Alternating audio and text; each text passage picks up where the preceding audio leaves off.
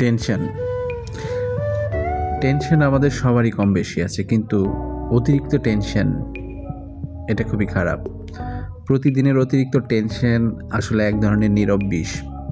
এটা চুপচাপ আপনাকে দুর্বল করে দেবে, কেড়ে নেবে মানসিক শান্তি, নষ্ট করে দেবে শরীর, আর ধীরে ধীরে ভাঙতে থাকবে সম্পর্কগুলো। মনে রাখবেন, একটি ভুলে পৃথিবী কখনো ভেঙে পড়ে না, কিন্তু আপনি যদি টেনশনের কাছে হার মানেন তাহলে আপনার ভেতরের শক্তিটাই ধ্বংস হয়ে যাবে। আপনি ভাবেন চিন্তা করলেই হয়তো সমাধান আসবে, কিন্তু বাস্তবে দুশ্চিন্তা শুধু আপনার হাসিটাই কেড়ে নিতে পারে, সমাধান দিতে পারে না। আপনার এই অতিরিক্ত টেনশন শুধু আপনাকে নয়, আপনার আশেপাশের মানুষগুলোকেও অজান্তেই অন্ধকারে ঠেলে দেয়। তাই থামার সময় এখনই থামুন, কারণ এই খাঁচা বাহিরে নয়, এটা আপনার ভেতরে, আর সেই খাঁচার চাবি রয়েছে শুধুমাত্র আপনার নিজের হাতেই। দুশ্চিন্তা থেকে মুক্তি পেতে হলে আপনাকে কিছু না কিছু স্টেপ ফলো করতেই হবে। মনে রাখবেন, সব কিছু নিয়ন্ত্রণ করার চেষ্টা ছেড়ে দিতে হবে। আপনি ভবিষ্যৎ, মানুষ বা পরিস্থিতি সব কিছু নিয়ন্ত্রণ করতে পারবেন না। যেগুলো আপনার হাতে নেই সেগুলো মেনে নিন, দেখবেন অর্ধেক দুশ্চিন্তা এমনিতেই উধাও হয়ে যাবে। আরেকটা বিষয় হচ্ছে, টেনশন এক ধরনের মরীচিকা। এটা আপনাকে দোলায় কিন্তু কোথাও পৌঁছায় দেয় না। টেনশন শক্তি খায়, শান্তি নষ্ট করে।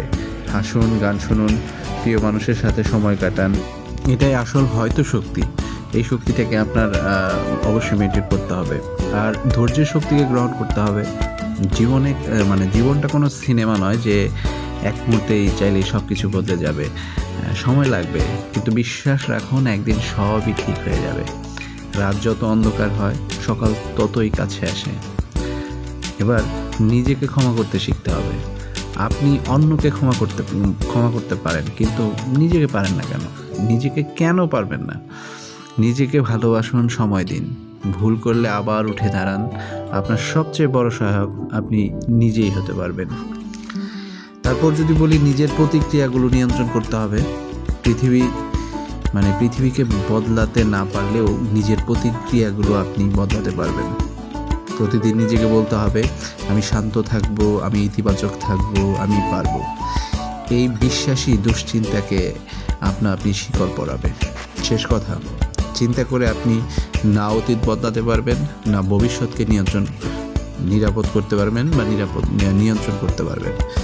আপনি শুধু বর্তমানটাকেই বিষাক্ত করছেন এই অতিরিক্ত টেনশন নামক নীরব বিষকে দিয়ে। সো এটাকে বাদ দিতে হবে। সো এগেইন ভালো থাকবেন। আল্লাহ হাফেজ।